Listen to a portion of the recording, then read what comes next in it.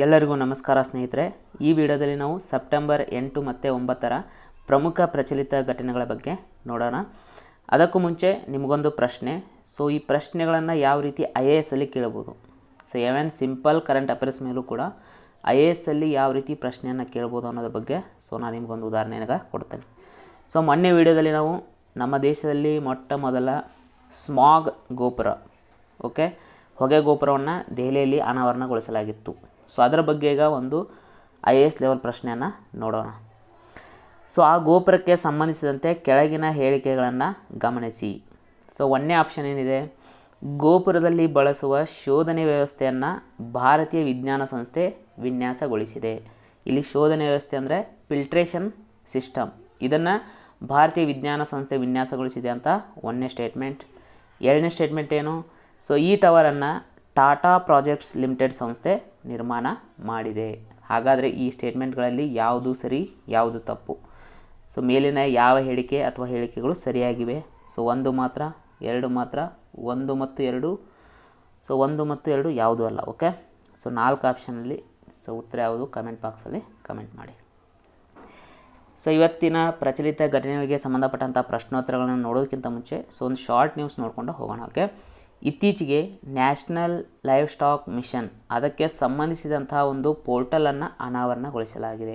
National livestock mission, so ಕನ್ನಡದಲ್ಲಿ ರಾಷ್ಟ್ರೀಯ ಜಾನುವಾರು ಕಾರ್ಯಕ್ರಮ ಅಂತ ಹೇಳ್ಬೋದು. ಇದೊಂದು ಕೇಂದ್ರ ಸರ್ಕಾರದ ಯೋಜನೆ. ಈ ಯೋಜನೆಗೆ ಸಂಬಂಧಪಟ್ಟಂತೆ ಒಂದು ಪೋರ್ಟಲನ್ನು ಇತ್ತೀಚೆಗೆ ಕೇಂದ್ರ ಮೀನುಗಾರಿಕೆ, ಪಶುಸಂಗೋಪನೆ ಮತ್ತು ಹೈನುಗಾರಿಕೆ ಸಚಿವರಾದಂತಹ ಪುರುಷೋತ್ತಮ್ ರೂಪಾಲ ಅವರು ಚಾಲನೆಯನ್ನು ನೀಡಿದ್ದಾರೆ. ಹಾಗಾದರೆ ಈ ಪೋರ್ಟಲ್ನ ಪ್ರಾರಂಭ ಮಾಡುವಂಥ ಉದ್ದೇಶ ಏನು?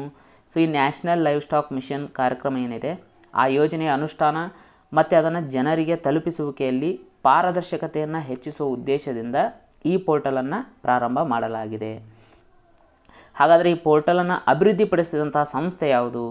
ಸೊ ಪಶುಸಂಗೋಪನೆ ಮತ್ತು ಹೈನುಗಾರಿಕೆ ಇಲಾಖೆಯ ಸಹಯೋಗದೊಂದಿಗೆ ಭಾರತದ ಸಣ್ಣ ಕೈಗಾರಿಕೆಗಳ ಅಭಿವೃದ್ಧಿ ಬ್ಯಾಂಕ್, ಸಿಡ್ಬಿ ಅಂತ ಕರಿತೀವಿ, small industries development bank of India. So ಈ ಸಂಸ್ಥೆ ಈ ಪೋರ್ಟಲನ್ನು ಅಭಿವೃದ್ಧಿಪಡಿಸಿದೆ. ಹಾಗಾದರೆ ರಾಷ್ಟ್ರೀಯ ಜಾನುವಾರು ಕಾರ್ಯಕ್ರಮ ಅಥವಾ ರಾಷ್ಟ್ರೀಯ ಜಾನುವಾರು ಮಿಷನ್ ಇದರ ಬಗ್ಗೆ ಹೇಳೋದಾದರೆ ಈ ಕಾರ್ಯಕ್ರಮವನ್ನು ಜಾರಿಗೆ ತರುವುದರ ಪ್ರಮುಖ ಉದ್ದೇಶ ಏನಂದರೆ ಸೊ ಆಹಾರ, ಸೊ ಅಂದರೆ ಜಾನುವಾರುಗಳಿಗೆ ಸಂಬಂಧಪಟ್ಟಂಥ ಆಹಾರ, ಮೇವು, ಅದರ ಅಭಿವೃದ್ಧಿ ಮತ್ತು ಗ್ರಾಮೀಣ ಜಾನುವಾರುಗಳಾದಂತಹ ಕೋಳಿ, ಕುರಿ, ಮೇಕೆ, ಸೊ ಮತ್ತು ಹಂದಿ ಇವುಗಳಲ್ಲಿ ಏನಂದರೆ ಉದ್ಯಮಶೀಲತೆ, ಸೊ ಅಂದರೆ ಏನಂದರೆ ಕೋಳಿ ಸಾಕಾಣಿಕೆಯಲ್ಲಿ ಉದ್ಯಮಶೀಲತೆಯನ್ನು ಸಾಧಿಸೋದು, ಕುರಿ ಸಾಕಾಣಿಕೆಯಲ್ಲಿ ಉದ್ಯಮಶೀಲತೆಯನ್ನು ಸಾಧಿಸೋದು, ಅದಲ್ಲದೆ ಅವುಗಳ ತಳಿಯಲ್ಲಿ ಇಂಪ್ರೂವ್ಮೆಂಟ್ ಮಾಡೋದು, ಉತ್ತಮ ತಳಿಗಳ ಜಾನುವಾರುಗಳನ್ನು ಸೃಷ್ಟಿ ಮಾಡೋದು. ಸೊ ಇವೆಲ್ಲದರ ಸುಧಾರಣೆಗೆ ಈ ಮಿಷನ್ ಒತ್ತನ್ನು ನೀಡುತ್ತದೆ. ಸೊ ಕೃಷಿ ಮತ್ತು ರೈತರ ಕಲ್ಯಾಣ ಸಚಿವಾಲಯ ಇದನ್ನು 2014-15ನೇ ಸಾಲಿನಲ್ಲಿ ಜಾರಿಗೆ ತಂದಿದೆ. ಸೊ ಇವನ್ನು IASಗೂ ಕೂಡ ಪ್ರಶ್ನೆಯನ್ನು ಕೇಳ್ತಾರೆ.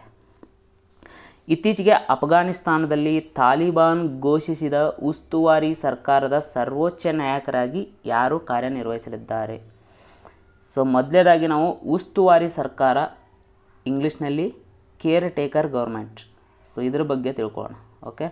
ಮೊದಲನೇದಾಗಿ ಕೇರ್ ಟೇಕರ್ ಗೌರ್ಮೆಂಟ್ ಅಂದರೆ ಏನು? ಸೊ ಒಂದು ರಿಯಲ್ ಸರ್ಕಾರ ಅಸ್ತಿತ್ವಕ್ಕೆ ಬರುವುದಕ್ಕಿಂತ ಮುಂಚೆ ಕೆಲವೊಂದು ಸರ್ಕಾರದ ಕಾರ್ಯಕ್ರಮಗಳನ್ನು, ದಿನನಿತ್ಯದ ಚಟುವಟಿಕೆಗಳನ್ನು ನಡೆಸೋಕ್ಕಾಗಿ ತಾತ್ಕಾಲಿಕವಾಗಿ ಒಂದು ಸರ್ಕಾರವನ್ನು ರಚನೆ ಮಾಡ್ತಾರೆ. ಸೊ ಅದನ್ನೇ ನಾವೇನಂತ ಕರಿತೀವಿ?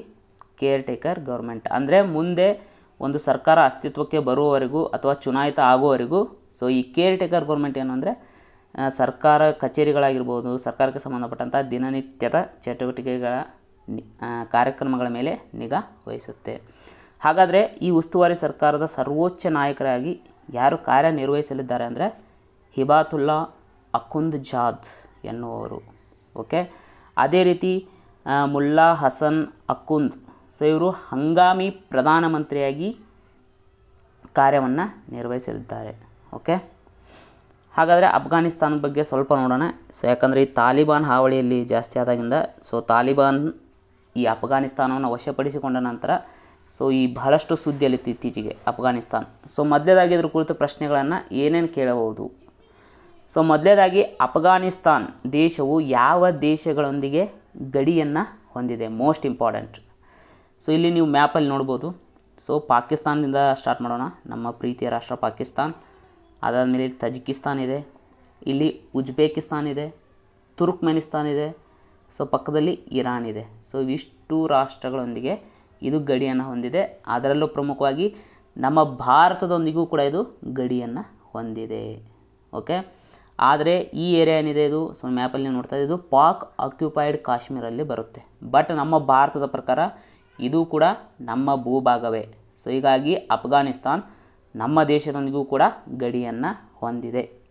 ಹಾಗಾದರೆ ಪಾಕಿಸ್ತಾನ್ ಮತ್ತು ಅಫ್ಘಾನಿಸ್ತಾನ್ ನಡುವೆ ಕಂಡುಬರುವಂಥ ಈ ಗಡಿ ರೇಖೆಯನ್ನು ಏನಂತ ಕರಿತಾರೆ ಅಂದರೆ Durand line. So Durand line ಪ್ರಮುಖವಾಗಿ ಯಾವ ಎರಡು ದೇಶಗಳ ನಡುವಿನ ಗಡಿಯಾಗಿದೆ ಅಂತ ಕೇಳ್ತಾರೆ. ಸೊ ಸ್ವಾತಂತ್ರ್ಯಕ್ಕಿಂತ ಮುಂಚೆ ನಮ್ಮ ದೇಶ ಮತ್ತು ಅಫ್ಘಾನಿಸ್ತಾನದ ನಡುವಿನ ಗಡಿಯಾಗಿತ್ತು. ಸೊ ಈಗ ಪಾಕಿಸ್ತಾನ ನಮ್ಮ ರಾಷ್ಟ್ರದಿಂದ ಬೇರ್ಪಟ್ಟಿದೆ. ಹೀಗಾಗಿ ಪ್ರಸ್ತುತ ಡ್ಯುರಾಂಡ್ ರೇಖೆ ಅಫ್ಘಾನಿಸ್ತಾನ ಮತ್ತು ಪಾಕಿಸ್ತಾನದ ನಡುವೆ ಇದೆ. ಆದರೆ ಸೊ ಇಲ್ಲಿ ನೀವು ಈಗಾಗಲೇ ಹೇಳಿದಂಗೆ ಸ್ವಲ್ಪ ಮಟ್ಟಿನ ಗಡಿ ಪ್ರದೇಶವು ನಮ್ಮ ದೇಶಕ್ಕೂ ಅಂಟಿಕೊಂಡಿದೆ. ಸೊ ಹೀಗಾಗಿ ಡ್ಯುರಾಂಡ್ ಲೈನ್ ನಮ್ಮ ದೇಶ ಮತ್ತು ಅಫ್ಘಾನಿಸ್ತಾನ ನಡುವೆ ಕೂಡ ಕಂಡುಬರುತ್ತೆ. ಸೊ ಆಪ್ಷನನ್ನು ಯಾವ ರೀತಿ ಕೊಡ್ತಾರೆ ಅದರ ಮೇಲೆ ಡಿಪೆಂಡ್ ಆಗುತ್ತೆ. ಓಕೆ, ಅದಲ್ಲದೆ ಇತ್ತೀಚೆಗೆ ಪಂಜ್ಶೀರ್, ಸೊ ಪಂಜ್ಶೀರ್ ಏರಿಯಾ ಅನ್ನೋದು ಕೂಡ ಅಫ್ಘಾನಿಸ್ತಾನದಲ್ಲಿ ಸುದ್ದಿಯಲ್ಲಿತ್ತು. ತಾಲಿಬಾನ್ ಉಗ್ರರಿಗೆ ಆ ಪಂಜ್ಶೀರ್ ಪ್ರಾಂತ್ಯವನ್ನು ವಶಪಡಿಸಿಕೊಳ್ಳಲು ಸಾಧ್ಯ ಆಗಿರಲಿಲ್ಲ. ಓಕೆ, ಸೊ ಹಾಗಾದರೆ ಪಂಜ್ಶೀರ್ ಪ್ರಾಂತ್ಯ ಎಲ್ಲಿ ಕಂಡುಬರುತ್ತೆ? ಸೊ ಪಂಜ್ಶೀರ್ ಪ್ರಾಂತ್ಯ ನೀವು ಮ್ಯಾಪಲ್ಲಿ ನೋಡ್ಬೋದು. ಸೊ ಈ ಏರಿಯಾದಲ್ಲಿ ನಿಮಗೆ ಪಂಜ್ಶೀರ್ ಪ್ರಾಂತ್ಯ ಕಂಡುಬರುತ್ತೆ. ಹಾಗಾದರೆ ಅಫ್ಘಾನಿಸ್ತಾನದ ಯಾವ ಭಾಗದಲ್ಲಿ ಕಂಡುಬರುತ್ತೆ? ಸೊ ಈಶಾನ್ಯ ಭಾಗದಲ್ಲಿ. ಸೊ ಈಶಾನ್ಯದ ಕೇಂದ್ರ ಭಾಗದಲ್ಲಿ ಸೊ ಈ ಪಂಜ್ಶೀರ್ ಪ್ರಾಂತ್ಯ ಕಂಡುಬರುತ್ತೆ. ಅಫ್ಘಾನಿಸ್ತಾನದಲ್ಲಿ ಒಟ್ಟು 34 ಪ್ರಾಂತ್ಯಗಳಿವೆ.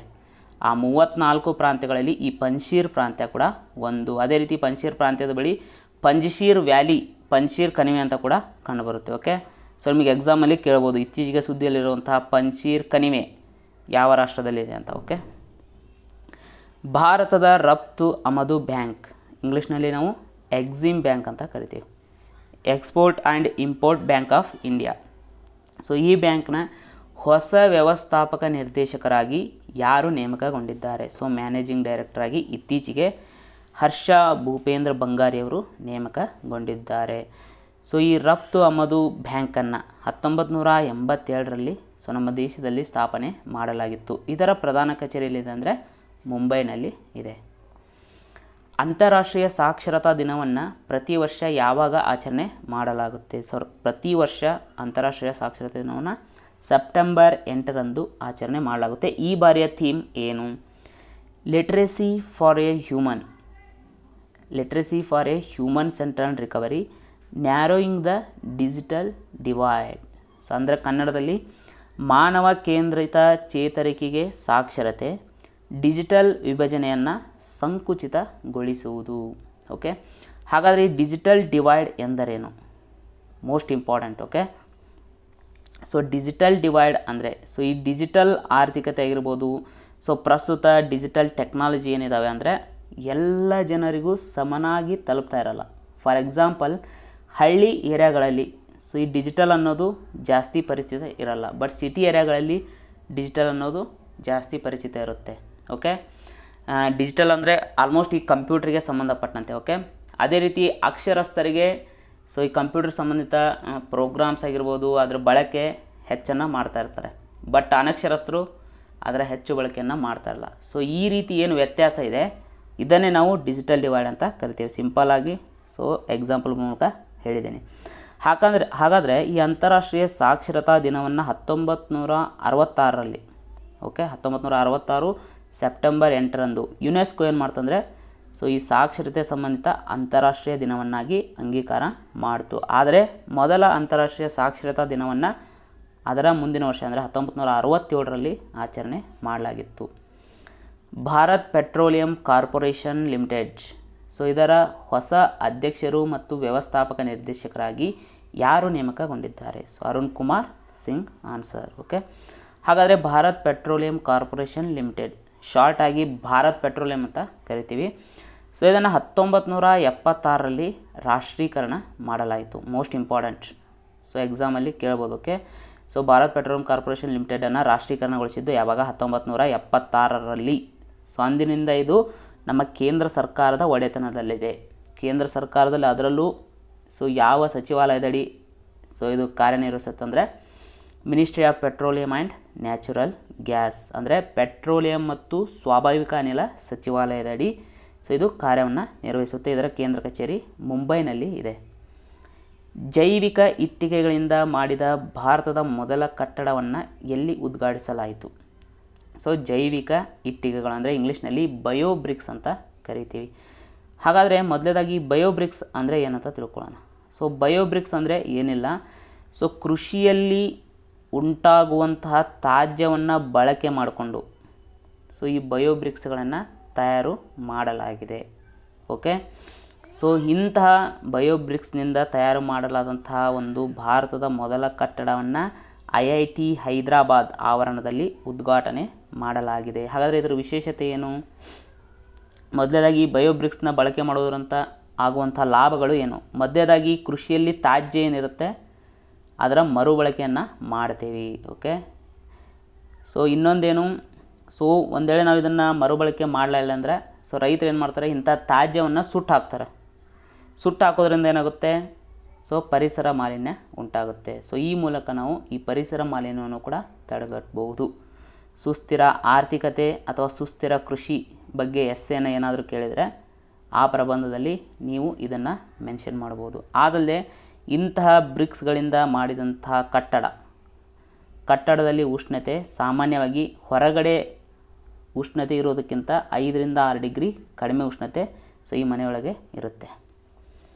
ಸೊ ಹಾಗಾದರೆ IITಗೆ ಸಂಬಂಧಿಸಿದಂಥ ಇತರೆ ಪ್ರಚಲಿತ ಘಟನೆಗಳನ್ನು ನೋಡೋದಾದರೆ ಮೊದಲನೇದಾಗಿ IIT ಗುವಾಹಟಿ. ಸೊ ಇದು ಏನು ಮಾಡಿತ್ತು ಅಂದರೆ ಸ್ಮಾರ್ಟ್ ವಿಂಡೋ ಮೆಟೀರಿಯಲ್, ಒಂದು ಸ್ಮಾರ್ಟ್ ವಿಂಡೋ ಮೆಟೀರಿಯಲ್ನ ಅಭಿವೃದ್ಧಿಪಡಿಸಿದೆ. ಸೊ ಇದರ ಪ್ರಮುಖ ಉದ್ದೇಶ ಏನಂದರೆ ಈ ಕಟ್ಟಡಗಳಲ್ಲಿ ಸೊ ಹವಾಮಾನ ನಿಯಂತ್ರಣ ಮಾಡೋದು ಈ ಸ್ಮಾರ್ಟ್ ವಿಂಡೋ ಮೆಟೀರಿಯಲ್ನ ಪ್ರಮುಖ ಉದ್ದೇಶ ಆಗಿದೆ. ಅದೇ ರೀತಿ IIT ಗುವಾಹಟಿ ಸೊ ಈ ಗಾಳಿಯಲ್ಲಿ ಇರುವಂತಹ ನೀರನ್ನು ಕೊಯ್ಲು ಮಾಡುವ ವಿಧಾನವನ್ನು ಕಂಡುಹಿಡಿದಿದೆ. ಇನ್ನು IIT ಹೈದರಾಬಾದ್ ಸೊ ಈ ಕರೋನಾ ಸಂದರ್ಭದಲ್ಲಿ ಸೊ ಆಂಪ್ಯೋಟೆರಸನ್ B ಎನ್ನುವಂಥ ಒಂದು ಟ್ಯಾಬ್ಲೆಟ್ ಬಹಳಷ್ಟು ಸುದ್ದಿಯಲ್ಲಿತ್ತು. ಸೊ ಅದನ್ನು ನ್ಯಾನೋ ಫೈಬರ್ ಆಧಾರಿತ ಬಾಯಿಯಿಂದ ತೆಗೆದುಕೊಳ್ಳಬಹುದಂಥ ಟ್ಯಾಬ್ಲೆಟ್ಗಳನ್ನು ಸೊ ಈ IIT ಹೈದರಾಬಾದ್ ಅಭಿವೃದ್ಧಿಪಡಿಸಿತ್ತು. ಅದಲ್ಲದೆ IIT ಖರಗ್ಪುರ್ ಇದು ಎಲ್ಲಿದೆ? ಇದು ನಮ್ಮ ಭಾರತದ ಮೊದಲ IIT ಪಶ್ಚಿಮ ಬಂಗಾಳದಲ್ಲಿದೆ. ಸೊ ಇದು ಏನು ಮಾಡಿತ್ತಂದರೆ ರೀಸೆಂಟಾಗಿ ಅರ್ಲಿ ಸೈಕ್ಲೋನ್ ಡಿಟೆಕ್ಷನ್ ಟೆಕ್ನಿಕ್, ಅಂದರೆ ಸೈಕ್ಲೋನ್ ಏನಾದರೂ ಬರೋದಿದ್ದರೆ ಅದನ್ನು ಮುಂಚಿತವಾಗಿಯೇ ತಿಳಿಸುವಂತಹ ವ್ಯವಸ್ಥೆಯನ್ನು ಇದು ಅಭಿವೃದ್ಧಿಪಡಿಸಿದೆ. ಓಕೆ, ಅದೇ ರೀತಿ IIT ಖರಗ್ಪುರ್ ಮತ್ತೊಂದು ವಿಷಯಕ್ಕೆ ಸುದ್ದಿಯಲ್ಲಿದೆ. ಸೊ ಇದು ಇತ್ತೀಚೆಗೆ ಒಂದು ಪ್ರಾಡಕ್ಟನ್ನು ಹೊರತಂದಿತ್ತು. ಅದರ ಹೆಸರೇನೆಂದರೆ ಕೋವಿರ್ಯಾಪ್. ಸೊ ಕೇಳ್ತಾರೆ ಕೋವಿರ್ಯಾಪ್ ಎಂಬ ಉತ್ಪನ್ನವನ್ನು ಅಭಿವೃದ್ಧಿಪಡಿಸಿದಂಥ IIT ಯಾವುದು? ಅದಲ್ಲದೆ IIT ಮದ್ರಾಸ್ ಸೊ ಭಾರತದ ಮೊಟ್ಟ ಮೊದಲ 3D ಪ್ರಿಂಟೆಡ್ ಹೌಸನ್ನು ಅಭಿವೃದ್ಧಿಪಡಿಸಿದೆ. ಅದಲ್ಲದೆ ಮೌಶಿಕ್ ಎನ್ನುವಂಥ ಮೈಕ್ರೋ ಪ್ರೊಸೆಸರನ್ನು ಕೂಡ IIT ಮದ್ರಾಸ್ ಅಭಿವೃದ್ಧಿಪಡಿಸಿದೆ. ಕಲ್ಲಿದ್ದಲು ಆಧಾರಿತ ಹೈಡ್ರೋಜನ್ ಉತ್ಪಾದನೆಗೆ ಸರ್ಕಾರವು ತಜ್ಞರ ಸಮಿತಿಯನ್ನು ರಚನೆ ಮಾಡಿದೆ. ಸೊ ಈ ಸಮಿತಿಯ ನೇತೃತ್ವವನ್ನು ಯಾರು ವಹಿಸಲಿದ್ದಾರೆ? ಓಕೆ, ಸೊ ಈ ಸಮಿತಿಯ ನೇತೃತ್ವವನ್ನು RK ಮಲ್ಹೋತ್ರಾ ಎನ್ನುವರು ವಹಿಸಿಕೊಳ್ಳಲಿದ್ದಾರೆ. RK ಮಲ್ಹೋತ್ರಾ ಪ್ರಸ್ತುತ ಭಾರತೀಯ ಪೆಟ್ರೋಲಿಯಂ ಉದ್ಯಮ ಒಕ್ಕೂಟದ ಮಹಾನಿರ್ದೇಶಕರಾಗಿದ್ದಾರೆ. ಸೊ ಅಂದರೆ ಇಂಗ್ಲೀಷ್ನಲ್ಲಿ Federation of Indian Petroleum Industry. Okay, so ನಿಮಗಾಗಲೇ ಗೊತ್ತಿರ್ಬೋದು ಈ ಬಾರಿಯ ಸ್ವಾತಂತ್ರ್ಯ ದಿನದಂದು ಪ್ರಧಾನಮಂತ್ರಿಗಳು ಹೈಡ್ರೋಜನ್ ಮಿಷನನ್ನು ಘೋಷಣೆ ಮಾಡಿದರು. ಓಕೆ, ಸೊ ಹೈಡ್ರೋಜನ್ ಮಿಷನನ್ನು ಘೋಷಣೆ ಮಾಡೋ ಉದ್ದೇಶ ಏನು? ನಮ್ಮ ದೇಶದಲ್ಲಿ ಹೈಡ್ರೋಜನನ್ನು ಹೆಚ್ಚು ಉತ್ಪಾದನೆ ಮಾಡುವುದು. ಯಾಕೆ ಹೈಡ್ರೋಜನನ್ನು ಹೆಚ್ಚು ಉತ್ಪಾದನೆ ಮಾಡಬೇಕು? ಸೊ ಮೊದಲನೇದಾಗಿ ಹೈಡ್ರೋಜನನ್ನು ನಾವು ಇಂಧನವಾಗಿ ಬಳಸೋದ್ರಿಂದ ಸೊ ವಾತಾವರಣದಲ್ಲಿ ಹೆಚ್ಚು ಪರಿಸರ ಮಾಲಿನ್ಯ ಉಂಟಾಗಲ್ಲ. ಅದಲ್ಲದೆ ಹೈಡ್ರೋಜನ್ ಅತಿ ಹೆಚ್ಚು ಕ್ಯಾಲೋರಿಫಿಕ್ ಮೌಲ್ಯವನ್ನು ಹೊಂದಿದೆ. ಅಂದರೆ ಸೊ ಬೇರೆ ಇಂಧನಗಳಿಗೆ ಹೋಲಿಸಿದರೆ ಸೊ ಇದನ್ನು ನಾವೇನಾದರೂ ಬಳಸಿದರೆ ಅತ್ಯಧಿಕ ಶಕ್ತಿಯನ್ನು ಉತ್ಪಾದನೆ ಮಾಡಬಹುದು. ಓಕೆ, ಈಗ ಪ್ರಸ್ತುತ ಕಲ್ಲಿದ್ದಲನ್ನು ಬಳಕೆ ಮಾಡಿಕೊಂಡು ಯಾವ ರೀತಿಯಾಗಿ ಹೈಡ್ರೋಜನನ್ನು ಉತ್ಪಾದನೆ ಮಾಡಬಹುದು? ಸೊ ಈ ಕುರಿತು ಅಧ್ಯಯನ ಮಾಡೋಕ್ಕೆ ಸೊ RK ಮಲ್ಹೋತ್ರಾ ಅವರ ನೇತೃತ್ವದಲ್ಲಿ ಒಂದು ಸಮಿತಿಯನ್ನು ನೇಮಕ ಮಾಡಲಾಗಿದೆ. MSME ವಲಯದ ರಫ್ತನ್ನು ಹೆಚ್ಚಿಸಲು ಯಾವ ರಾಜ್ಯ ಸರ್ಕಾರ ಅಮೆಜಾನ್ ಇಂಡಿಯಾದೊಂದಿಗೆ ಒಪ್ಪಂದಕ್ಕೆ ಸಹಿಯನ್ನು ಹಾಕಿದೆ? ಸೊ ಇದಕ್ಕೆ ಉತ್ತರ ಗುಜರಾತ್ ಸರ್ಕಾರ. ಹಾಗಾದರೆ MSME ವಲಯ, okay, micro small medium enterprises ಅಂದರೆ ಅತಿ ಸಣ್ಣ ಮತ್ತು ಮಧ್ಯಮ ಉದ್ದಿಮೆಗಳು. ಹಾಗಾದರೆ MSME ಉದ್ದಿಮೆಗಳಂದರೂ ಯಾವ್ಯಾವು? ಸೊ ನೀವಿಲ್ಲಿ ಲಿಸ್ಟನ್ನು ನೋಡ್ಬೋದು. ಯಾವನ್ನು ನಾವು ಅಥವಾ ಯಾವ ಕಂಪ್ನಿಗಳನ್ನು, ಯಾವ ಉದ್ಯಮಿಗಳನ್ನು MSME ಅಂತ ಕನ್ಸಿಡರ್ ಮಾಡ್ತೀವಿ. ಸೊ ಹಾಗಾದರೆ ಮೊದಲನೇದಾಗಿ ಮೈಕ್ರೋ. ಸೊ ನೀವಿಲ್ಲಿ ನೋಡ್ಬೋದು. ಸೊ ಮೈಕ್ರೋ ಉದ್ದಿಮೆ ಅಂದರೆ ಅತಿ ಸಣ್ಣ ಉದ್ದಿಮೆ ಅಂದರೆ ಅದರ ಹೂಡಿಕೆ 1 ಕೋಟಿಗಿಂತ ಕಡಿಮೆ ಇರಬೇಕು. ವಾರ್ಷಿಕ ಟರ್ನ್ಓವರ್ ಅಥವಾ ವಾರ್ಷಿಕ ವಹಿವಾಟು 5 ಕೋಟಿಗಿಂತ ಕಡಿಮೆ ಇದ್ದರೆ ಅದನ್ನು ನಾವು ಮೈಕ್ರೋ ಉದ್ದಿಮೆ, ಮೈಕ್ರೋ ಎಂಟರ್ಪ್ರೈಸಸ್ ಅಥವಾ ಅತಿ ಸಣ್ಣ ಉದ್ದಿಮೆ ಅಂತ ಕರಿತೀವಿ. ಇನ್ನು ಸ್ಮಾಲ್, ಓಕೆ, ಸಣ್ಣ ಉದ್ದಿಮೆ 10 ಕೋಟಿಗಿಂತ ಕಡಿಮೆ ಹೂಡಿಕೆ ಮತ್ತು ವಾರ್ಷಿಕವಾಗಿ 50 ಕೋಟಿಗಿಂತ ಕಡಿಮೆ ವಹಿವಾಟು ಇದ್ದರೆ ಸೊ ಅದನ್ನು ನಾವು ಸಣ್ಣ ಉದ್ದಿಮೆ ಅಂತ ಕರಿತೀವಿ. ಇನ್ನು ಮಧ್ಯಮ ಉದ್ದಿಮೆ, ಸೊ ಹೂಡಿಕೆ 20 ಕೋಟಿಗಿಂತ ಕಡಿಮೆ ಇದ್ದು ವಾರ್ಷಿಕ ವಹಿವಾಟು 100 ಕೋಟಿಗಿಂತ ಕಡಿಮೆ ಇದ್ದರೆ ಅದನ್ನು ನಾವು ಮಧ್ಯಮ ಉದ್ದಿಮೆ ಅಂತ ಕರಿತೀವಿ. ಹಾಗಾದರೆ ಗುಜರಾತ್ ಮತ್ತೆ ಯಾವ ವಿಷಯಗಳಿಗಾಗಿ ಸುದ್ದಿಯಲ್ಲಿತ್ತು? ರೀಸೆಂಟಾಗಿ ಗ್ರಾಮೀಣ ಅಭಿವೃದ್ಧಿಗಾಗಿ ಪ್ರೇಮ್ ವತನ್ ಯೋಜನೆಯನ್ನು ಜಾರಿಗೊಳಿಸಿದೆ. ಸೊ ಈ ನಗರ್ ಹೆಸರಿನ ಅಪ್ಲಿಕೇಶನ್ ಮತ್ತು ವೆಬ್ ಪೋರ್ಟಲನ್ನು ಜಾರಿಗೊಳಿಸಿದೆ. ಡಿಫೆನ್ಸ್ ಎಕ್ಸ್ಪೋ 2022, ಸೊ ಇದು ಮಿಲಿಟ್ರಿ ಸಂಬಂಧಿತ ಒಂದು ಎಕ್ಸಿಬಿಷನ್ ಆಗಿದೆ. ಸೊ ಇದನ್ನು 2022ರಲ್ಲಿ ಗುಜರಾತ್ನ ಗಾಂಧಿನಗರದಲ್ಲಿ ಆಯೋಜನೆ ಮಾಡೋದಾಗಿ ನಿರ್ಧಾರ ಮಾಡಲಾಗಿದೆ. ಇನ್ನು ರೀಸೆಂಟಾಗಿ ಗುಜರಾತ್ನ ದೋಲ್ವಿರಾ, ಸೊ ಇದು ಗುಜರಾತ್ನ ರನ್ ಆಫ್ ಕಚ್ನಲ್ಲಿ ಕಂಡುಬರುತ್ತೆ. ಸೊ ಇದು ಹರಪ್ಪ ನಾಗರಿಕತೆಯಲ್ಲಿ ಕಂಡುಬಂದಂಥ ಒಂದು ನಗರ. ಸೊ ಇದನ್ನು ಇತ್ತೀಚೆಗೆ ಭಾರತದ 40ನೇ ಯುನೆಸ್ಕೋ ಪಾರಂಪರಿಕ ತಾಣವನ್ನಾಗಿ ಘೋಷಣೆ ಮಾಡಲಾಗಿದೆ. ಇನ್ನು ಭಾರತದ ಮೊದಲ ಕಡಲ ಮಧ್ಯಸ್ಥಿಕೆ ಕೇಂದ್ರವನ್ನು ಗುಜರಾತ್ನ ಗಾಂಧಿನಗರದಲ್ಲಿ ಸ್ಥಾಪನೆ ಮಾಡಲಾಗುವುದು. ಅದಲ್ಲದೆ ಈ ನಿರ್ಮಾಣ ಹೆಸರಿನ ವೆಬ್ ಪೋರ್ಟಲನ್ನು ಕೂಡ ಗುಜರಾತ್ ಇತ್ತೀಚೆಗೆ ಚಾಲನೆ ನೀಡಿತ್ತು. ಈ ಕೆಳಗಿನ ಯಾವ ಹೇಳಿಕೆಯು ಇತ್ತೀಚೆಗೆ ನಡೆದ ಭಾರತ ಜಪಾನ್ ಉನ್ನತ ಮಟ್ಟದ ನೀತಿ ಸಂವಾದದ ಬಗ್ಗೆ ಸರಿಯಾಗಿದೆ? ಅಂದರೆ ರೀಸೆಂಟಾಗಿ ಭಾರತ ಮತ್ತು ಜಪಾನ್ನ ನಡುವೆ high level policy dialogue so ನಡೆದಿದೆ, ಉನ್ನತ ಮಟ್ಟದ ನೀತಿ ಸಂವಾದ ನಡೆದಿದೆ. ಅದಕ್ಕೆ ಸಂಬಂಧಪಟ್ಟಂಥ ಯಾವ ಹೇಳಿಕೆಗಳು ಸರಿಯಾಗಿವೆ? ಮೊದಲೇ ಹೇಳಿಕೆ ಏನು? ಎರಡೂ ದೇಶಗಳ ನಾಯಕರು ಕೃಷಿ ಮತ್ತು ನೀರಿನ ನಿರ್ವಹಣೆಗೆ ಸಂಬಂಧಿಸಿದ ವಿಷಯಗಳನ್ನು ಚರ್ಚೆ ಮಾಡಿದರು. ಎರಡನೇ ಸ್ಟೇಟ್ಮೆಂಟ್ ಏನು? ಇದು ಭಾರತ ಮತ್ತು ಜಪಾನ್ನ ನಡುವಿನ ಮೊದಲ ಉನ್ನತ ಮಟ್ಟದ ನೀತಿ ಸಂವಾದವಾಗಿದೆ. ಹಾಗಾದರೆ ಇವೆರಡು ಸ್ಟೇಟ್ಮೆಂಟಲ್ಲಿ ಯಾವ ಸರಿ ಯಾವ ತಪ್ಪು ನೋಡೋಣ. ಸೊ ಮೊದಲನೇದಾಗಿ 1ನೇ ಸ್ಟೇಟ್ಮೆಂಟು ತಪ್ಪು.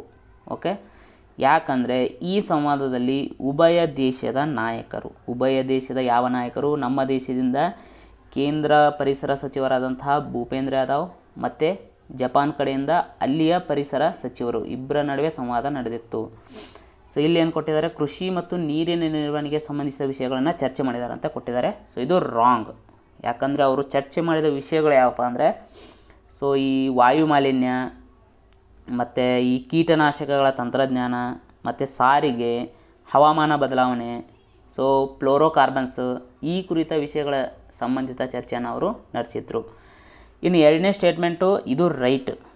ಯಾಕಂದರೆ ಇದೇ ಮೊದಲ ಬಾರಿಗೆ ಭಾರತ ಮತ್ತು ಜಪಾನ್ನ ನಡುವೆ so high level policy dialogue, so ಉನ್ನತ ಮಟ್ಟದ ನೀತಿ ಸಂವಾದ ನಡೆದಿದೆ. ಸೊ ಹೀಗಾಗಿ ಇದಕ್ಕೆ ಉತ್ತರ 2 ಮಾತ್ರ ಸರಿ. ಓಕೆ, ಬಿಸಿನೆಸ್ ಬ್ಲಾಸ್ಟರ್ಸ್ ಎಂಬ ಕಾರ್ಯಕ್ರಮವನ್ನು ಯಾವ ರಾಜ್ಯ ಆರಂಭಿಸಿದೆ? ಬಿಸಿನೆಸ್ ಬ್ಲಾಸ್ಟರ್ ಎಂಬ ಕಾರ್ಯಕ್ರಮವನ್ನು ಇತ್ತೀಚೆಗೆ ದೆಹಲಿ ಸರ್ಕಾರ ಆರಂಭ ಮಾಡಿದೆ. ಇದರ ಪ್ರಮುಖ ಉದ್ದೇಶ ಏನೆಂದರೆ ಶಾಲಾ ಮಟ್ಟದಲ್ಲಿ ಯುವ ಉದ್ಯಮಿಗಳನ್ನು ಅಭಿವೃದ್ಧಿಪಡಿಸುವ ಗುರಿಯನ್ನು ಇದು ಹೊಂದಿದೆ. ಓಕೆ, ಅಂದರೆ ಶಾಲಾ ಮಕ್ಕಳಲ್ಲೂ ಕೂಡ ಉದ್ಯಮಶೀಲತೆಯನ್ನು ಬೆಳೆಸೋದು, ಅವರನ್ನು ಕೂಡ ಚಿಕ್ಕವರಿದ್ದಾಗಿಂದನೇ ಅವರಿಗೆ ಉದ್ಯಮದ ಬಗ್ಗೆ ಅರಿವನ್ನು ಮೂಡಿಸೋದು, ಅವರಲ್ಲಿರುವಂಥ ಉದ್ಯಮಶೀಲತೆಯನ್ನು ಹೊರತರುವುದು ಈ ಕಾರ್ಯಕ್ರಮದ ಪ್ರಮುಖ ಉದ್ದೇಶ ಆಗಿದೆ. ಓಕೆ, ಸ್ವಚ್ಛ ಸರ್ವೇಕ್ಷಣ್ ಗ್ರಾಮೀಣ್ 2021 ಸರ್ವೆಯನ್ನು ಕೆಳಗಿನ ಯಾವ ಕಾರ್ಯಕ್ರಮದ ಅಡಿ ಕೈಗೊಳ್ಳಲಾಗುತ್ತಿದೆ? ಸ್ವಚ್ಛ ಸರ್ವೇಕ್ಷಣ್ ಗ್ರಾಮೀಣ್ 2021. ಸೊ ಅಂದರೆ ಗ್ರಾಮೀಣ ಮಟ್ಟದಲ್ಲಿ ಸೊ ಹಳ್ಳಿಗಳಲ್ಲಿ ಸ್ವಚ್ಛತೆಯನ್ನು ಯಾವ ರೀತಿ ಕಾಪಾಡಿಕೊಳ್ಳಲಾಗ್ತಿದೆ, ಪ್ರೆಸೆಂಟ್ ಸಿಚುವೇಶನ್ ಯಾವ ಥರ ಇದೆ, ಸೊ ಅದನ್ನು ಸರ್ವೆ ಮಾಡ್ತಾ ಇದ್ದಾರೆ. ಅದಕ್ಕೆ ಸ್ವಚ್ಛ ಸರ್ವೇಕ್ಷಣ್ ಗ್ರಾಮೀಣ್ 2021 ಅಂತ ಹೆಸರನ್ನು ಕೊಟ್ಟಿದ್ದಾರೆ. ಇದನ್ನು ಯಾವ ಕಾರ್ಯಕ್ರಮದ ಅಡಿ ಕೈಗೊಳ್ಳಲಾಗ್ತಿದೆ ಅಂದರೆ Swachh Bharat mission face 2. Okay, ಈ ಸಮೀಕ್ಷೆ ಮೂಲಕ ದೇಶಾದ್ಯಂತ ಸುಮಾರು 698 ಜಿಲ್ಲೆಗಳಲ್ಲಿ 17,475 ಗ್ರಾಮಗಳನ್ನು ಸಮೀಕ್ಷೆ ಮಾಡಲಾಗುವುದು. ಓಕೆ, ಹಾಗಾದರೆ ಸ್ವಚ್ಛ ಸರ್ವೇಕ್ಷಣ್ ಗ್ರಾಮೀಣ ಬಗ್ಗೆ ಸ್ವಲ್ಪ ತಿಳ್ಕೊಳ್ಳೋಣ. ಸೊ ಜಲಶಕ್ತಿ ಸಚಿವಾಲಯದ ಅಡಿ ಕಾರ್ಯನಿರ್ವಹಿಸುವಂತಹ ಒಂದು ಇಲಾಖೆ ಯಾವುದು? ಕುಡಿಯುವ ನೀರು ಮತ್ತು ನೈರ್ಮಲ್ಯ ಇಲಾಖೆ. ಸೊ ಇದು ಮೊದಲ ಬಾರಿಗೆ ಸ್ವಚ್ಛ ಸರ್ವೇಕ್ಷಣ್ ಗ್ರಾಮೀಣ ಸರ್ವೆಯನ್ನು 2019ರಲ್ಲಿ ಮೊದಲ ಬಾರಿಗೆ ಪ್ರಾರಂಭ ಮಾಡಿತ್ತು. ಈ ಸ್ವಚ್ಛ ಸರ್ವೇಕ್ಷಣ್ ಗ್ರಾಮೀಣ್ 2021 ಏನಿದೆ ಅದು 3 ಅಂಶಗಳನ್ನು ಹೊಂದಿದೆ. ಮೋಸ್ಟ್ ಇಂಪಾರ್ಟೆಂಟ್ ಇದೆ. ಓಕೆ, ಆ 3 ಅಂಶಗಳು ಅಂದರೆ ಏನು? ಯಾವ ಆಧಾರದ ಮೇಲೆ ಸರ್ವೆಯನ್ನು ಮಾಡ್ತಾರೆ ಪ್ರಮುಖವಾಗಿ, ಅಥವಾ ಸರ್ವೆಯನ್ನು ಮಾಡಿದ ನಂತರ ರ್ಯಾಂಕಿಂಗನ್ನು ಯಾವ ಆಧಾರದ ಮೇಲೆ ಕೊಡ್ತಾರೆ. ಸೊ ಆ 3 ಅಂಶಗಳು ಯಾವಂತ ನೋಡೋಣ. ಮೊದಲೇ ಅಂಶ ಏನನ್ನು ಗಮನಿಸ್ತಾರೆ? ಸಾರ್ವಜನಿಕ ಸ್ಥಳಗಳಲ್ಲಿ ಸ್ವಚ್ಛತೆ ಯಾವ ಥರ ಇದೆ. ಸೊ ಇದಕ್ಕೆ 30% ವ್ಯಾಲ್ಯೂ. ಓಕೆ, ಎರಡನೇದಾಗಿ ಸಾರ್ವಜನಿಕ ಅಭಿಪ್ರಾಯವನ್ನು ಸಂಗ್ರಹ ಮಾಡ್ತಾರೆ ಆ ಏರಿಯಾದಲ್ಲಿ ಸ್ವಚ್ಛತೆ ಬಗ್ಗೆ. ಸೊ ಅದಕ್ಕೆ 35% ವ್ಯಾಲ್ಯೂನ ಕೊಟ್ಟಿದ್ದಾರೆ. ಮೂರನೇದು ನೈರ್ಮಲ್ಯ ಸಂಬಂಧಿತ ನಿಯತಾಂಕಗಳಲ್ಲಿ ಸೇವಾ ಮಟ್ಟದ ಪ್ರಗತಿ ಯಾವ ಥರ ಇದೆ. ಅಂದರೆ ಈ ನೈರ್ಮಲ್ಯ ಅಥವಾ ಸ್ವಚ್ಛತೆಗೆ ಸಂಬಂಧಪಟ್ಟಂಥ ಕೆಲವೊಂದು ಯೋಜನೆಗಳಾಗಿರ್ಬೋದು, ಓಕೆ, ಕೆಲವೊಂದು ಉಪಕ್ರಮಗಳಾಗಿರ್ಬೋದು, ಕೆಲವೊಂದು ವಿಷಯಗಳು, ಫಾರ್ ಎಕ್ಸಾಂಪಲ್ ಚರಂಡಿ ವ್ಯವಸ್ಥೆ ಯಾವ ಥರ ಇದೆ, ಓಕೆ, ಇಂಥವುಗಳನ್ನು ನೋಡಿ ರ್ಯಾಂಕಿಂಗನ್ನು ಮಾಡ್ತಾರೆ. ಇದಕ್ಕೂ ಕೂಡ 35% ವ್ಯಾಲ್ಯೂನ ನೀಡ್ತಾರೆ. ಓಕೆ, ಇವುಗಳ ಆಧಾರದ ಮೇಲೆ ಕೊನೆಯದಾಗಿ ರ್ಯಾಂಕಿಂಗನ್ನು ಘೋಷಣೆ ಮಾಡ್ತಾರೆ. ಇತ್ತೀಚೆಗೆ ಭಾರತ ಸರ್ಕಾರವು ಮಹಾರಾಷ್ಟ್ರದಲ್ಲಿ ಗ್ರಾಮೀಣ ಸಂಪರ್ಕವನ್ನು ಸುಧಾರಿಸಲು $300 ಮಿಲಿಯನ್ ಸಾಲ ಒಪ್ಪಂದಕ್ಕೆ ಯಾವ ಬ್ಯಾಂಕಿನೊಂದಿಗೆ ಸಹಿಯನ್ನು ಹಾಕಿದೆ? ಮಹಾರಾಷ್ಟ್ರದಲ್ಲಿ ಗ್ರಾಮೀಣ ಸಂಪರ್ಕವನ್ನು ಸುಧಾರಿಸಲು $300 ಮಿಲಿಯನ್ ಸಾಲ ಒಪ್ಪಂದಕ್ಕೆ ಏಷ್ಯನ್ ಅಭಿವೃದ್ಧಿ ಬ್ಯಾಂಕ್ನೊಂದಿಗೆ ಭಾರತ ಸರ್ಕಾರ ಒಪ್ಪಂದಕ್ಕೆ ಸಹಿಯನ್ನು ಹಾಕಿದೆ. ಸೊ ಈ ಒಪ್ಪಂದದ ಪ್ರಕಾರ 34 ಜಿಲ್ಲೆಗಳಲ್ಲಿ, ಅಂದರೆ ಮಹಾರಾಷ್ಟ್ರದ 34 ಜಿಲ್ಲೆಗಳಲ್ಲಿ 1100 ಗ್ರಾಮೀಣ ರಸ್ತೆಗಳ ನಿರ್ಮಾಣ ಮಾಡಲಾಗುವುದು. ಅದರ ಜೊತೆಗೆ 730 ಸೇತುವೆಗಳನ್ನು ಕೂಡ ನಿರ್ಮಾಣ ಮಾಡಲಾಗುವುದು. ಹಾಗಾದರೆ ಏಷ್ಯನ್ ಡೆವಲಪ್ಮೆಂಟ್ ಬ್ಯಾಂಕ್ ಬಗ್ಗೆ ನೋಡೋಣ. ಇದು ಸ್ಥಾಪನೆಯಾಗಿದ್ದು ಡಿಸೆಂಬರ್ 19, 1966ರಲ್ಲಿ. ಇದರ ಕೇಂದ್ರ ಕಚೇರಿ ಫಿಲಿಪೈನ್ಸ್ನ ಮನಿಲಾದಲ್ಲಿ ಇದೆ. ಓಕೆ, ಹಾಗಾದರೆ ಏಷ್ಯನ್ ಡೆವಲಪ್ಮೆಂಟ್ ಬ್ಯಾಂಕ್ನಲ್ಲಿ ಒಟ್ಟಾರೆ ಸದಸ್ಯ ರಾಷ್ಟ್ರಗಳ ಸಂಖ್ಯೆ 68. ಓಕೆ, 68 ರಾಷ್ಟ್ರಗಳಲ್ಲಿ 19 ರಾಷ್ಟ್ರಗಳು ಏಷ್ಯಾ ಖಂಡದ ಹೊರಗಿನ ರಾಷ್ಟ್ರಗಳಾಗಿವೆ. ಹಾಗಾದರೆ ಈ ಬ್ಯಾಂಕ್ನಲ್ಲಿ ಷೇರುಗಳನ್ನು ಹೊಂದಿರುವಂಥ ಪ್ರಮುಖ ಷೇರುಗಳನ್ನು ಹೊಂದಿರುವಂಥ ರಾಷ್ಟ್ರಗಳು ಯಾವುವು? ಮೊದಲ ಸ್ಥಾನದಲ್ಲಿ ಜಪಾನ್ ಮತ್ತು ಅಮೆರಿಕ ಇವೆ. ಈ ಎರಡೂ ದೇಶಗಳು ತಲಾ 15.571%ನಷ್ಟು ಷೇರುಗಳನ್ನು ಹೊಂದಿವೆ. ನಂತರ ಸ್ಥಾನದಲ್ಲಿ ಚೀನಾ, ಅದರ ನಂತರ ಸ್ಥಾನದಲ್ಲಿ ನಮ್ಮ ಭಾರತ ದೇಶ ಹೆಚ್ಚು ಷೇರುಗಳನ್ನು ಹೊಂದಿದೆ. ಹಾಗಾದರೆ ಮಹಾರಾಷ್ಟ್ರಕ್ಕೆ ಸಂಬಂಧಪಟ್ಟಂತಹ ಕೆಲವೊಂದು ರೀಸೆಂಟ್ ಕರೆಂಟ್ ಅಫೇರ್ಸನ್ನು ನೋಡೋಣ. ರೀಸೆಂಟಾಗಿ ಮಿಷನ್ ವಾತ್ಸಲ್ಯ ಉಪಕ್ರಮ, ಸೊ ಇದು ಯಾವ ರಾಜ್ಯಕ್ಕೆ ಸಂಬಂಧಿಸಿದೆ ಅಂದರೆ ಮಹಾರಾಷ್ಟ್ರ. ಇನ್ನು ಬ್ಲ್ಯಾಕ್ ಚೈನ್ ಟೆಕ್ನಾಲಜಿ ತಂತ್ರಜ್ಞಾನವನ್ನು ಬಳಸಿ ಶೈಕ್ಷಣಿಕ ದಾಖಲೆಗಳನ್ನು ನೀಡುವ ಮೊದಲ ರಾಜ್ಯ ಅಂದರೆ ಅದು ಮಹಾರಾಷ್ಟ್ರ. ಭಾರತದ ಮೊದಲ ಖಾಸಗಿ LNG liquefied natural gas, so ಈ ಕೇಂದ್ರ ನಾಗ್ಪುರ್ನಲ್ಲಿ ಪ್ರಾರಂಭ ಆಗಿದೆ. ಮಿಷನ್ ಆಕ್ಸಿಜನ್ ಸ್ವಾವಲಂಬನೆ ಯೋಜನೆ, ಕರೋನಾ ಟೈಮಲ್ಲಿ ಈ ಯೋಜನೆಯನ್ನು ಮಹಾರಾಷ್ಟ್ರ ಜಾರಿಗೆ ತಂದಿತ್ತು. ಭಾರತದ ಮೊದಲ ಕೃಷಿ ರಫ್ತು ಸೌಲಭ್ಯ ಕೇಂದ್ರ ಮಹಾರಾಷ್ಟ್ರದ ಪುಣೆಯಲ್ಲಿ ಸ್ಥಾಪನೆ ಮಾಡಲಾಗುವುದು. ಈ ಪ್ಯಾಂಗೋಲಿನ್ಗಳು, ಸೊ ಇದೊಂದು ಪ್ರಾಣಿ ಪ್ರಭೇದ, ಸೊ ಇವುಗಳ ರಕ್ಷಣೆಗಾಗಿ ಕ್ರಿಯಾ ಯೋಜನೆಯನ್ನು ತಯಾರಿಸಿದ ಭಾರತದ ಮೊದಲ ರಾಜ್ಯ ಮಹಾರಾಷ್ಟ್ರ. ಅದಲ್ಲದೆ ಶಕ್ತಿ ಆ್ಯಕ್ಟ್, ಸೊ ಈ ಲೈಂಗಿಕ ಅಪರಾಧಗಳಿಗೆ ಸಂಬಂಧಪಟ್ಟಂಥ ಅಪ್ ಟು ಗಲ್ಲು ಶಿಕ್ಷೆಯನ್ನು ವಿಧಿಸಲು ಅವಕಾಶ ಮಾಡಿಕೊಡುವಂಥ ಶಕ್ತಿ ಕಾಯ್ದೆ, ಸೊ ಇದನ್ನು ಮಹಾರಾಷ್ಟ್ರ ಸರ್ಕಾರ ಜಾರಿಗೊಳಿಸಿದೆ.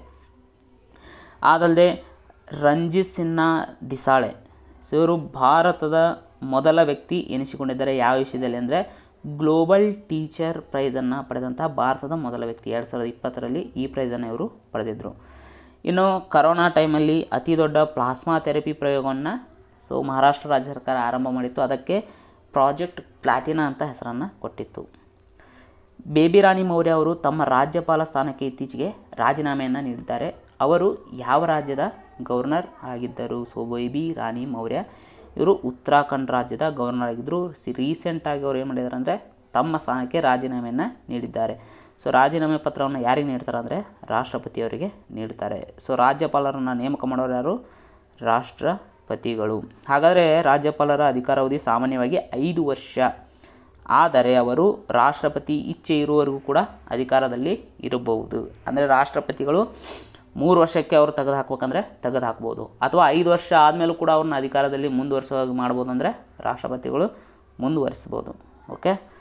ಆದರೆ ಈ ಬೇಬಿ ರಾಣಿ ಮೌರ್ಯ ಅವರ ಒಂದು ವಿಶೇಷತೆ ಏನಂದರೆ ಇವರು ಉತ್ತರಾಖಂಡದ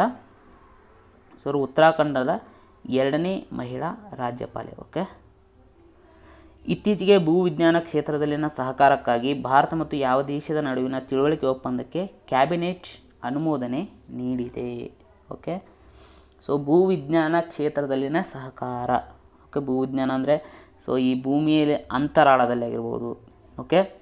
ಸೊ ಪ್ರಮುಖವಾಗಿ ಖನಿಜ ನಿಕ್ಷೇಪಗಳನ್ನು ಕಂಡುಹಿಡಿಯೋದು, ಆ ಕುರಿತು ವಿಶ್ಲೇಷಣೆಯನ್ನು ಮಾಡೋದು, ಪರಿಶೋಧನೆಯನ್ನು ಮಾಡೋದು.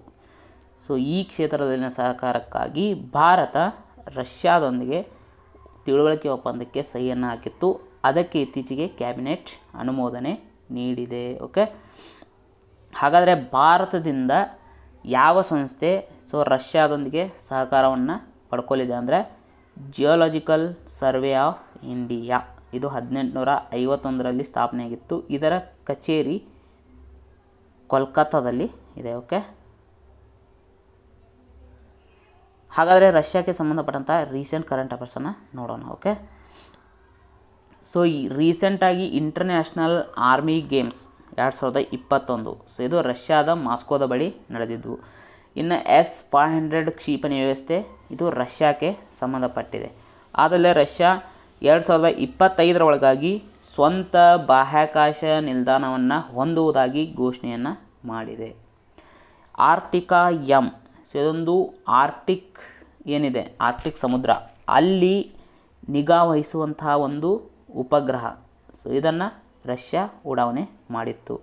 ಈ MiG-29, 12 ಸುಕೋಯಿ 30 MKI ಮತ್ತು ಅಂಗಾರ A5 ರಾಕೆಟ್ ಇವೆಲ್ಲವೂ ಕೂಡ ರಷ್ಯಾಕ್ಕೆ ಸಂಬಂಧಪಟ್ಟಿವೆ.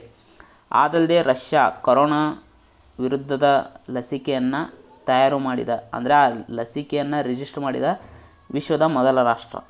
ಓಕೆ. ಅದರ ಹೆಸರು ಸ್ಪುತ್ನಿಕ್ 5. ಓಕೆ. ರಷ್ಯಾದ ರಾಜಧಾನಿ ಮಾಸ್ಕೋ, ಅದರ ಕರೆನ್ಸಿ ರುಬೆಲ್. ರಷ್ಯಾದ ಪ್ರಸ್ತುತ ಅಧ್ಯಕ್ಷ ಯಾರಪ್ಪ ಅಂದರೆ ವ್ಲಾದಿಮಿರ್ ಪುಟಿನ್.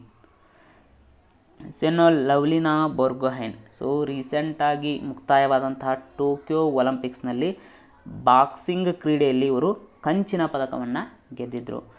ಈಗ ಇವರನ್ನು ಅಸ್ಸಾಂ ರಾಜ್ಯ ಸರ್ಕಾರ ತನ್ನ ಸಮಗ್ರ ಶಿಕ್ಷಾ ಅಭಿಯಾನದ ರಾಯಭಾರಿಯನ್ನಾಗಿ ನೇಮಕ ಮಾಡಿದೆ. ಇದನ್ನು ಕೂಡ ಎಕ್ಸಾಮಲ್ಲಿ ಕೇಳುವಂಥ ಚಾನ್ಸಸ್ ಇರುತ್ತೆ. ಓಕೆ. ಇವಿಷ್ಟು ಸೆಪ್ಟೆಂಬರ್ 8 ಮತ್ತು 9ರ ಕರೆಂಟ್ ಅಫೇರ್ಸ್. ಇವತ್ತಿನ ಕರೆಂಟ್ ಅಫೇರ್ಸ್ ಇದನ್ನು ಕೂಡ ನಾನು ಸದ್ಯದಲ್ಲೇ ಅಪ್ಲೋಡ್ ಮಾಡ್ತೀನಿ. ವೇಟ್ ಮಾಡ್ತಾಯಿರಿ. ಓಕೆ.